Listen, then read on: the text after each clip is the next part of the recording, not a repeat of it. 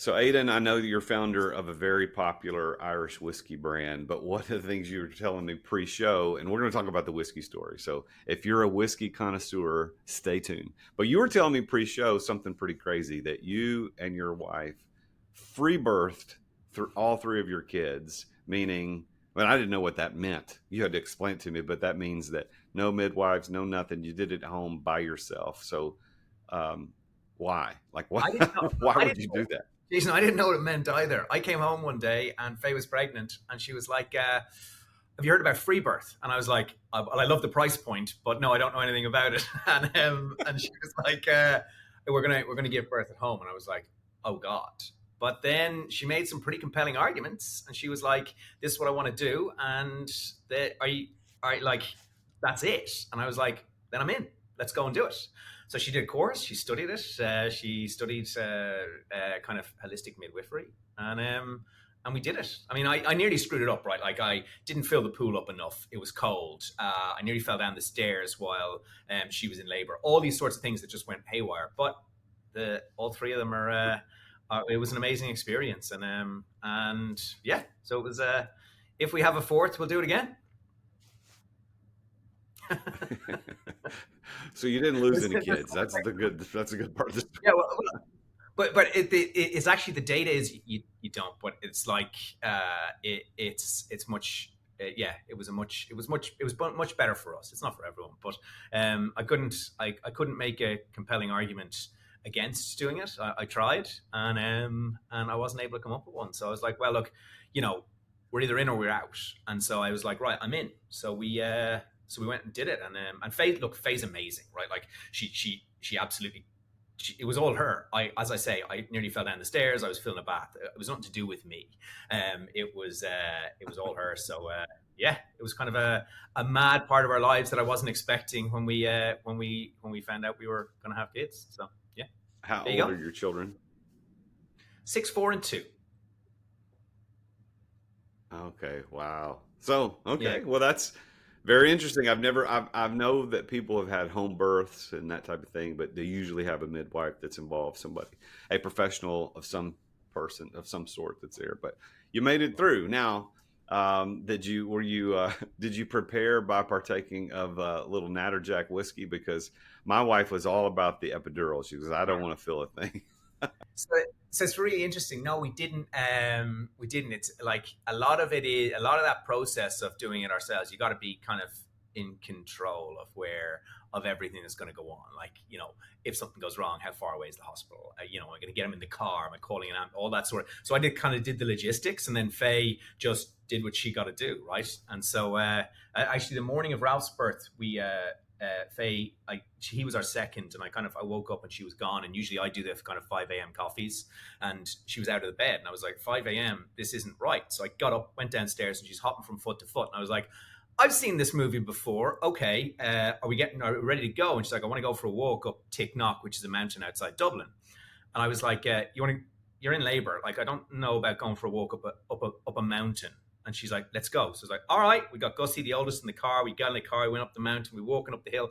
She's having what they call surges as we go up the mountain. She's hanging on to me. And I was like, love, you're in fucking labor. Like, can we get off the hill? She's like, we're making it to the top. So we made it to the top. And I was like, can we go down now? She's like, yeah, this baby's coming. I was like, are we going to have a baby on a fucking mountain? Like, is this, I mean, what's got, like, I hadn't planned for this, right? So we get down, we're driving back. She's hanging off the car seat. Gussie's like, what's going on? So I got in, as I say, got Gussie into bed, and then I was filling up the pool and Faye got in the shower and all that sort of jazz.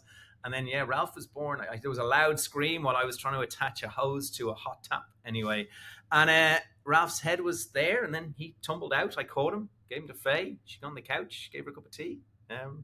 Life was forever different. It was kind of a wild, yeah, just a kind of a wild morning. And I think he was born, I'm going to get this wrong, I think he was born about 11 a.m. No, Gussie gone for his nap, so about 12, yeah.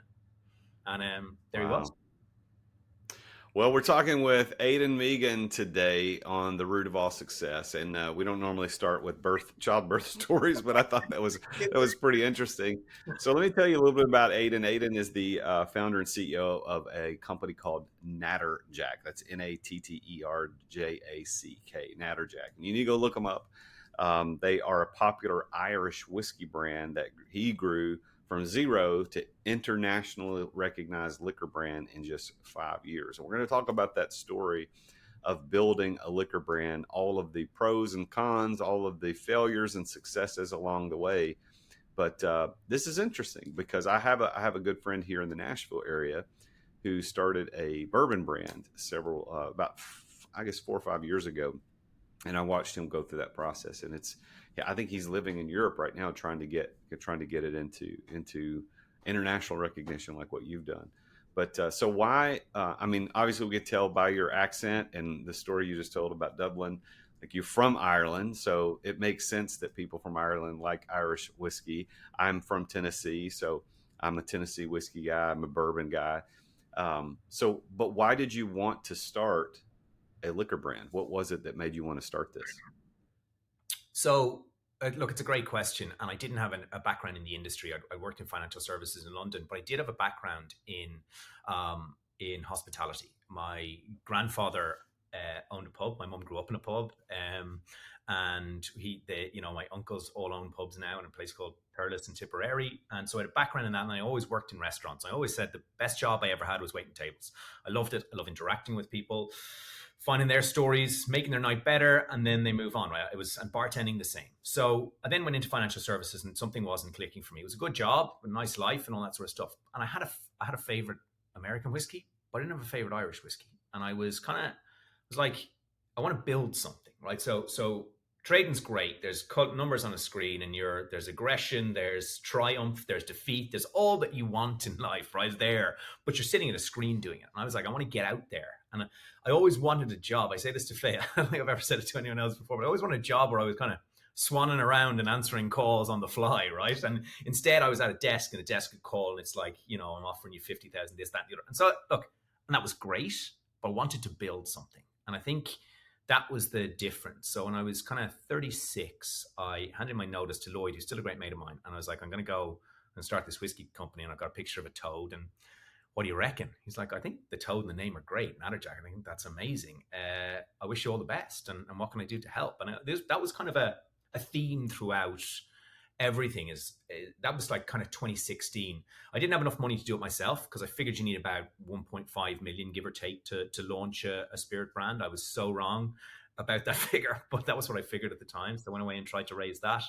But I also, Irish whiskey had missed me. I love a night out, like, as much as anyone else. And I didn't have a favorite Irish whiskey. I had a favorite bourbon, a favorite gin, favorite beer, and a favorite wine. And I was like, what is it about Irish whiskey that's missed a 36-year-old with disposable income in London? Like, why is it? And I was like, surely there's a path here for me to bring my passion to that. And so that was the why. And I registered a name and got a website, all that, or got a web domain, all that jazz. But yeah. So what is your favorite American whiskey or bourbon? So it's changed. It back then it was Elijah Craig. Now I mean, it's definitely not Jack Daniels. But it is a bourbon. So I think on a kind of a standard, my favorite bourbon is probably Breckenridge bourbon, but No. because I worked there. So yeah, I met Jordan Via, who's the distiller there, Jordan Via, and he's an amazing distiller. And I went and stayed with him for a month and worked at Breckenridge. So I feel Breckenridge is so linked to our story that I'm kind of like, yeah, that's my favorite American whiskey. Yeah, well, it's interesting for those of us who do enjoy a fine spirit, is that you go through seasons because your palate changes, your context determines your experience. And to be honest, I've never had. I think the only Irish whiskey I've ever had is Jameson, and it wasn't my thing. I don't want to conflate spirits because I don't want to seem like I don't know what I'm talking about, but I'm also not a Scotch guy. I'm not a big fan of Scotch. I can drink a good, really high end Highlands Scotch, but it's not a preference for me. I'm not that. But I love the process of tasting them and going through and understanding the differences of the quality, not necessarily quality, but just the nuances of taste. So I will be looking forward to partaking of some Natterjack at some point, because it's not available here in Tennessee where I live yet. But if you're in 16 different markets here in the U.S., and of course you're all over the place. So what's it like? I mean, you said that you thought it was going to take 1.5 million to get this thing started. Sounds like it took a lot more than that. So I know you had a story with COVID interrupting the process. Tell me a little bit about what happened when you got that first funding and then COVID interrupts. Like what happened? Yeah, and so 2019, amazing year, right? So we launched February 23rd, 2019, right? And it just big launch in Dublin, absolutely, big location, 10 deep at the bar, cocktails, was just amazing, right? And I went off and I was around the world. I was in Tokyo, I was in China, was our biggest market that year. I was in the States. I did this kind of 5 market, 10-day blitz of markets to meet distributors, all that sort of stuff, right? And by the end of the year, I was like, we need to get to the States. Like, I go into a bar in Ireland and no one cares. I'm just some Irish dude with a whiskey, right? It's like, get out. But I go into a bar in Washington and I speak to someone. I'm like, I started this. They're like, tell me more. I'm like, it's a stepping stone from Irish whiskey to bourbon because it's finished in virgin oak. It's much more versatile than Jameson or anything else in the Irish market. And they're like, tell me more. And I was like, this is where we need to be to tell our story. So then it was like amazing. So as I came back from that trip, kind of walking on cloud nine, and I said to Faye, we need to get over there. She was like, let's go. So we started to look at that with our investors, but then COVID hit, travel stopped. And between the jigs and the reels, we ended up with no cash because I couldn't be out there driving the brand. The thing, it's what your friend is learning. He's gone to be in market in Europe, right? You have to be in market for a spirits brand. There's no way to build it remotely. And I've been on a plane at least once a week, every week since I've been in the US for 18 months. No, Faye's like, you need to stop traveling. I'm like, yeah, I'll stop. So, but then 2021 happened. We had a VC firm say they wanted to invest. 18 months later, no investment, no cash. And I sent an email that got read out in court, so I'm not necessarily very proud of it, but it was like their offer changed from being kind of 5 million for 45% to being no more money for 51% total board control, right? So I sent an email that said, I see what you're trying to do, and fuck you, best, Aiden. And that focused everyone's minds, let me tell you. So, and as I say, it's not my best writing, okay? But I think I don't talk about that email that much, but I think I tried to push things forward. I'd said, look, what's stopping us? What do you need from me? Boom. But the point is, what they were trying to do was force us into a position where they could take the brand because they love the brand. They love the fact that we were in market and they wanted it for themselves and they didn't want me involved. And so what would happen, and this is for anyone who's starting a business, is if someone takes the percentages don't matter, but total board control does. And I was like, if you have 51% of my shareholding and total board control, I may as well write my resignation letter now because you're going to force me out, right? That's what's going to happen here, right? And you're just going to take the brand and forget Aiden, use all the contacts, the business I built, and myself and the team will be gone. So sent that email, that focused everyone's mind. Our original investor said I torpedoed a great deal, but the deal wasn't there. Like, I knew what they were doing. And so we ended up in Chapter 11 bankruptcy protection and had to go and raise the capital. And then I went on this kind of mad journey. And by the way, so we're clear, myself and Faye were living in an Airbnb at this stage. And by the time we were in examinership, we'd moved back in with her parents because we were out of money. Were you in Ireland or were you here in the States? We were in Ireland. She's English, so we threw out everything we didn't need, and we gave back the keys on our house. We sold our car. We bought a car in the UK, drove it across, packed up everything we had into the back of a saloon, and the 2 kids at the time, and I drove to her parents' farm in Suffolk and lived on the farm because we had no money. This was 2022. It's not that long ago, and so we went into Chapter 11 bankruptcy. And what you can do during that 90-day period is you can go and raise money and to try and structure your debt, so pay off the people you owe money to and have enough money for the future. That's kind of what you have to do. However, anyone can bid on your business during that process. It's like a divorce where anyone can bid on your children. It's mental. So there was 2 other bidders in the process. So if we raised less money than them, we would have lost the company to the bidder. Now, it turned out that was our initial investor in the VC. They had gone to bid on the brand against us. And so the court ruled with us, but our major investor in the process pulled out 8 days before the end. So I had 8 days to raise 5 million euros. And we got it over the line. And 2 days later, Artie, our third kid, was born in a similar sort of situation to the one I talked about earlier. Oh my! So it was a wild. Gosh. It was wild. Let's take a quick break to thank our amazing sponsors for making this podcast possible. You know that sinking feeling when you're waiting on an urgent payment to come through?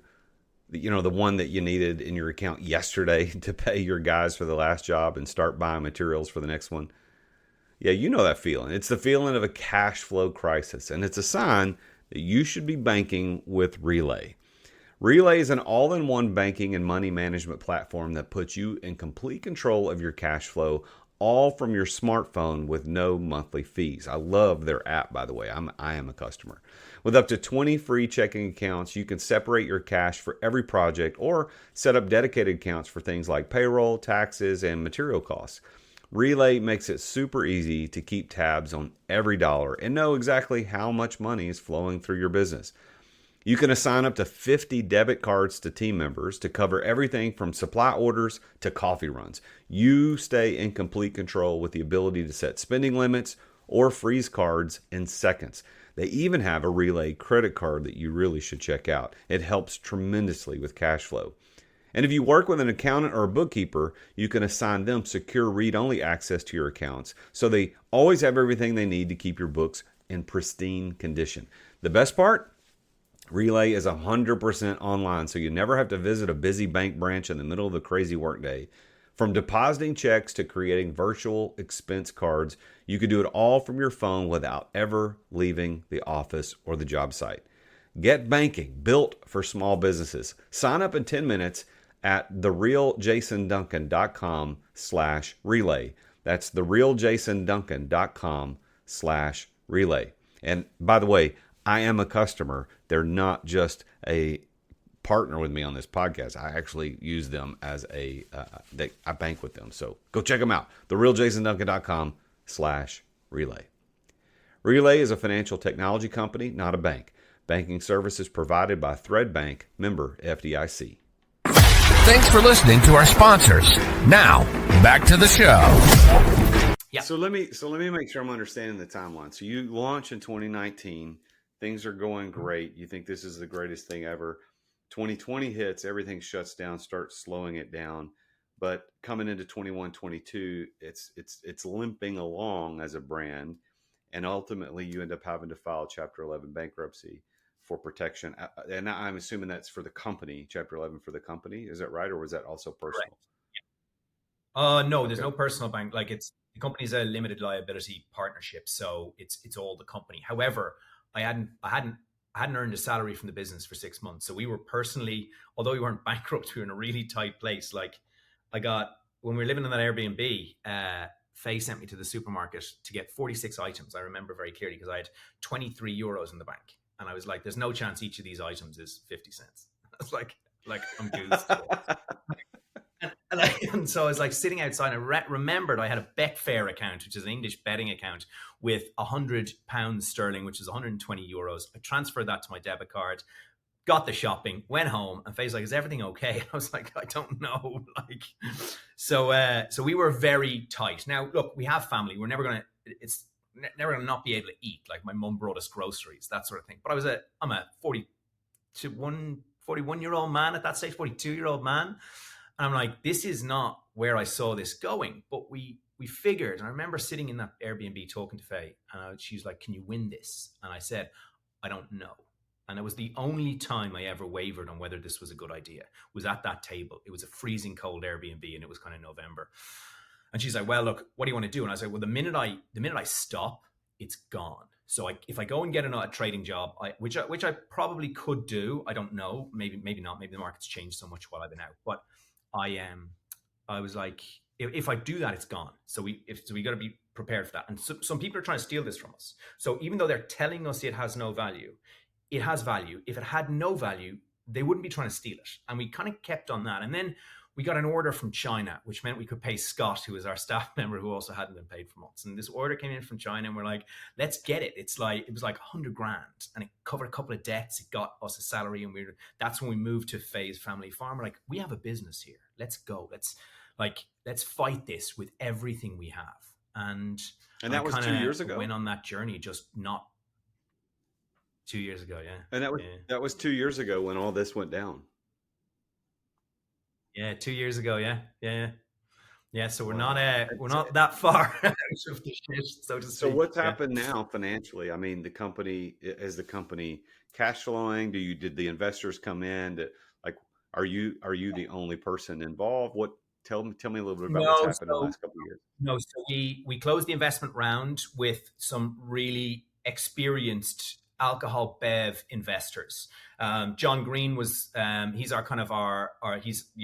on the board. He's a mentor. He's probably our biggest investor, and he was the executive chair of Founders Brewing, which was led the charge of craft beer back in the kind of late teen 2000s, and they actually exited that in early 2020. And John and the team of investors, Tim, Dale, and Chris and Katie, they understand what it takes. And so they love the passion I had, certainly. They love the fact that we were in market already. And we hired, in Ireland, we've got an incredible operations team, and a global marketing is going incredible. Like, we've got really strong team, and they understand what it takes. So we've recapitalized the business. We'll probably this year do little north of 30,000 cases now. We've had some good things come in globally, and that's kind of 50% the US, 50% the rest of the world, give or take. And and so we're in an incredible position. We have 8 direct hires, so the company has 8 people working for us, and we've got a lot of shared reps in markets as well. So we're in a really strong position. Well, congratulations on moving through that tough time. I mean, entrepreneurs who listen to this show, who have been at this game for a while, know that this is part of the story. Very few entrepreneurs go from zero to success without experiencing bankruptcy, or the threat of bankruptcy, or business partners screwing you, or some bank calling a loan. Like, it sounds to me like you've had just a little bit of all those things that have hit. But I want to congratulate you for successfully and consistently pushing through that, because the key to success is consistency, at least as I see it. But I want to ask you about your key to success as you look back on your ability to get Natterjack to successfully stay in the market and continue to grow. What is the key that has unlocked success for you more than anything else? It's a great question. It's not it's not something we talk actually, you know what, we talk about success, and podcasts talk about success, and that's true. Success, it takes certain keys, and I'll talk about that in 1 second, but probably the main thing is understanding what failure looks like and being okay with things not working out. So an example is the Ohio Liquor Control Board last week. We thought we were in to get a placing out there. It's a control state, and you need to get the state to approve you. And basically they said you're too small. So we were ready to go in Ohio. We'd kind of trips planned, and you're like, and then Grant, our head of sales, calls me. He's like, Ohio's a no. Sorry, not Ohio. It's Oregon. I'm sorry. So it's Oregon. We're in Ohio. Sorry. So this is Oregon's a control state, right? Ohio's also a control state, but that's, I suppose, neither here nor there. And he's like, Oregon are out. And I was like, okay, cool.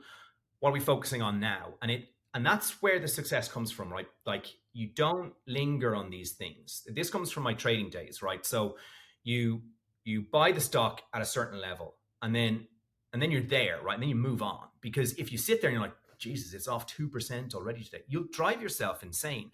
And so the best traders have really short memory for what's gone wrong, right? And I think as a CEO, you need to have that as well.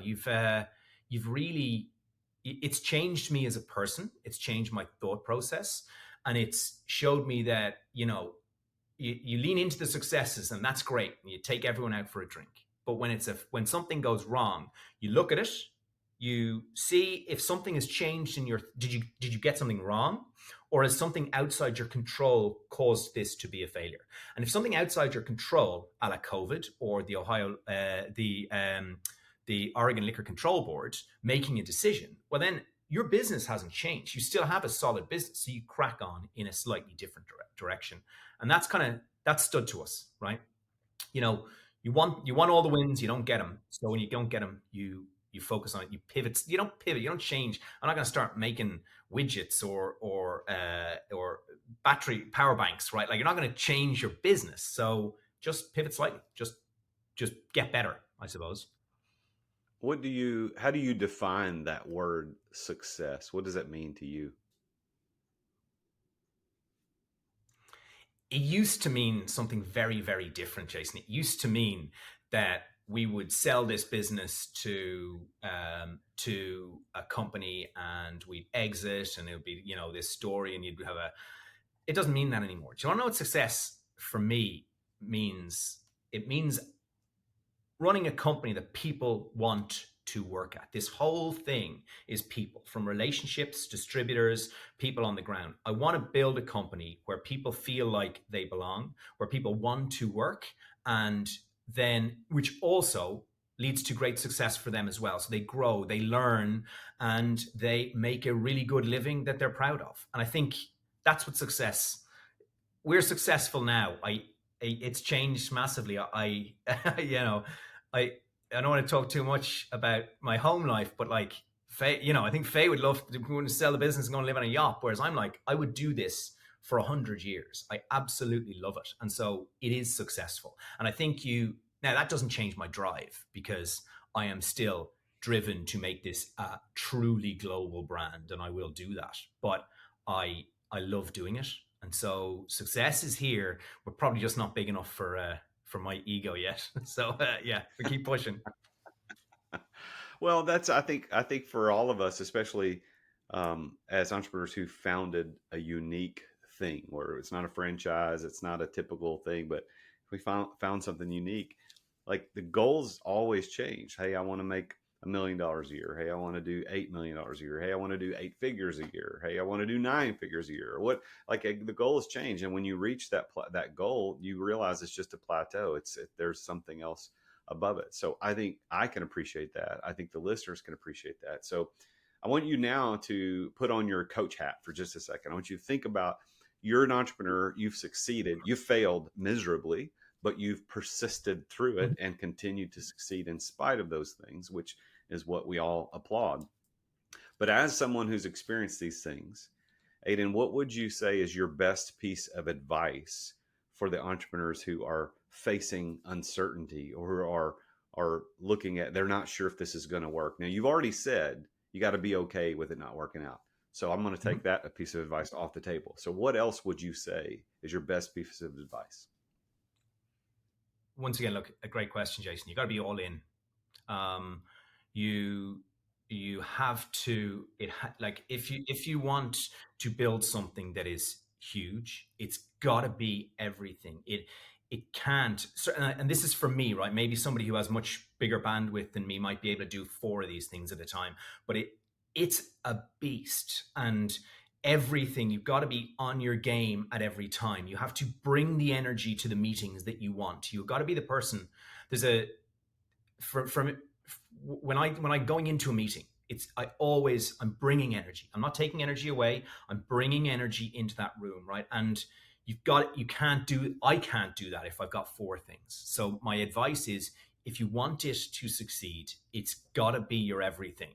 And I know that's really easy for me to say now, because I'm earning a living from this. And lots of people are like, right, well, I also have to keep my job to be able to do this. And I think you will see success much quicker, and you'll find out if it works much quicker. Actually, sorry, that's the better way. You'll find out if it works much quicker if it's your everything for a period of time. So quit your job, give yourself 6 months to find out if it works, because not all ideas are great, and lots of my ideas are shit. But you gotta go and find out if they're good. And so you gotta be all in. That's it. I love it. Well, as we get ready to close out the show, I want to spend some time talking about the product, talking about Natterjack itself, because there's a lot of people I would imagine many people listening to the show have never heard of Natterjack. I know I had not heard of it until your team reached out to me about being a guest on the show. Obviously, it's not sold here in Tennessee, so I haven't seen it nor have I heard of it. But I'm looking at the website, which is natterjack.com. Everybody needs to go check that out. And one of your tagline is an Irish whiskey with an American accent, which that's gold. I love that. So tell me a little bit about the product. I know you said that it's aged in virgin American oak barrels. So tell me a little bit about the product itself. So kind of the defining feature of Irish whiskey is Jameson, really, like, if we're being honest. And I wanted to do something different. And because like loads of people don't like JMO, they did shots of it in college and they've kind of moved on from it. And look, don't get me wrong, we wouldn't have a category without Jameson. So I've a lot of time for them. But for me, the flavor profile doesn't work. And the flavor profile of bourbon does work. But what I love about Irish whiskey is the triple distillation, the smoothness. So I was like, so Jordan, who's the kind of genius behind the flavor profile, was like, look, why don't we finish it for 3 years in ex-bourbon and put it for a year in virgin oak char number 4? And I was like, let's do it. And so to that point about being all in, we went and did that. We laid it down, not knowing what the end product would be like. And then when we took it out of barrel, we were like, shit, this is really good. And Jordan was like, yeah, it rounds off the edges. And so Natterjack, which I'll send 3 bottles to you once I'm off this call. It'll come from Susan, who sorts all that jazz out. But we were like, this is really smooth. And it is. It's 80 proof. It disappears. It's an amazing, as an old friend of mine used to say, it's great drinking whiskey, right? So it's like, and then we were like, right, so we got to be honest about this, right? And I was like, I really want to release a cask strength because it's huge. People love it. And you know, we spoke to kind of Jordan, the distillers, and they were like, yeah, look, it's like, why don't you release it at 55%? Because that's kind of more approachable, like any higher and people. And I was like, but that's bullshit, right? That's a high proof. It's not cask strength. Anyone who has a cask strength of 55, in my view, it's not actually from the cask. It's also been proofed. So it comes out of the cask. Irish whiskey comes out of the cask in the mid 60s, right? So, and actually a funny aside. So we have this, if people look at the site, you'll see the labels are printed on the bottle for cask strength. It's got a metal toad. And so I was like, that's bullshit. We got to take it out of the cask at true cask strength. I'm here like, who's going to want to drink a 63% whiskey? Like, you're off your rocker. And I was like, but it's cask strength. I've got to be honest about this.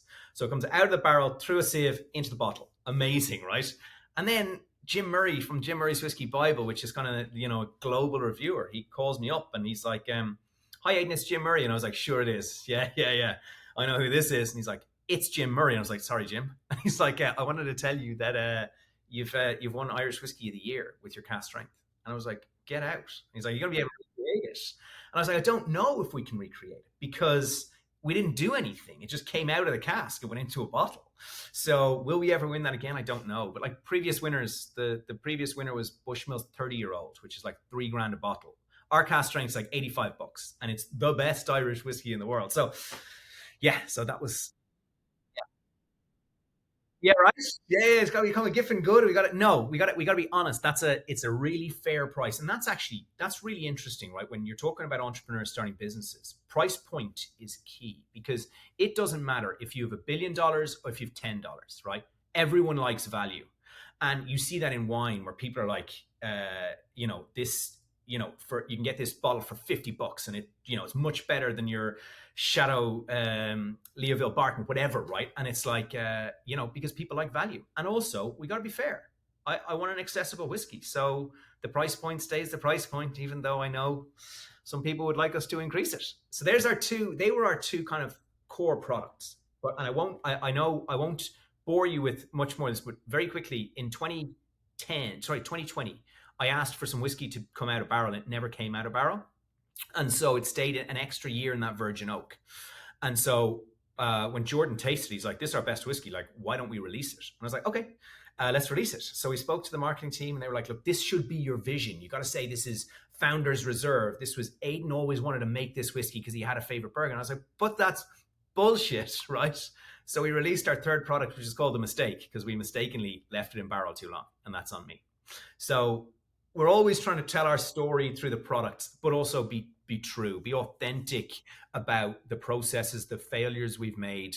I'll tell anyone about the mistakes, and I'll help anyone out. But that's there are 3 products, and there won't be another one unless I fuck something else up, Jason, and it tastes good. So.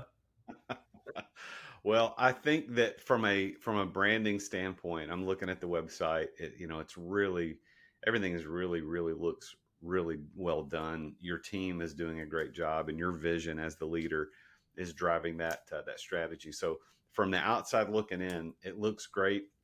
I can't wait to get those bottles. I can't wait to taste it. I'm really excited.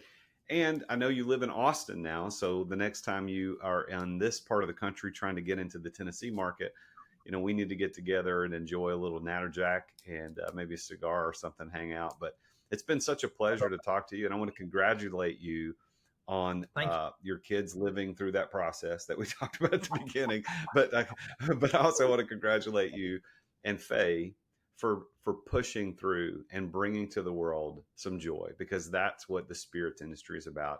It's about bringing a little extra something. And one of the things I love about this as a follower of Jesus, I look at, it says in Proverbs that it is the glory of God to conceal a matter, and it is the glory of kings to reveal something, to reveal the matter. And so I look at spirits as that God concealed all of this in corn and hops and whatever the spirit or alcohol comes from. He concealed it, and we found it, and it brings such joy. And I think Benjamin Franklin said that beer is proof that God wants us to be happy, even though I'm not a beer drinker. But I get his point. So congratulations on your success. Thank you for being on the show today. It's been such an honor to have you here, and I can't wait to meet you in person. This has been a true joy. So thank you for being here today. Congratulations. I'll see you when I'm in Tennessee. Thanks, Jason. All right. Well, there you have it. Another successful entrepreneur about his journey to success that included bankruptcy and included losing everything. It included living with his parents and living in a rented house and being cold and that moment of questioning. I don't want you to miss what he said. There was that moment of questioning where he and his wife, they looked at each other and she said, can you do this? Can you make this work? And that's when he said, yes, we can do it. And that moment of commitment, that moment of conviction is perhaps what propelled him to be able to be the success that he is today. So when is your moment? When is your moment of conviction? When is your moment of saying, I'm going to do this, hell or high water, I'm going to make this work? So maybe you're in that spot right now. Maybe you're talking to attorneys right now about bankruptcy. Maybe you've got a business partner that screwed you over. Maybe there's employees that are stealing from you. Whatever it is, know that through stories like Aiden's, you have the ability to push through and succeed. So thank you for listening to this story today. And I want you to pay attention to what he said in his advice. He said, you've got to be okay with it not working out, and you've got to be all in. So I think those are great ways to end the show today. Please tune in again next time when I talk with yet another very successful entrepreneur about his or her journey to success. And who knows where that story is going to take us. But as always, I'm the real Jason Duncan, and Jesus is King. Thank you for listening to another edition of The Root of All Success with the real Jason Duncan. If you've enjoyed this week's episode, visit therootofallsuccess.com to access the show notes and other helpful resources. Follow Jason on social media at The Real Jason Duncan. See you again next time here on The Root of All Success.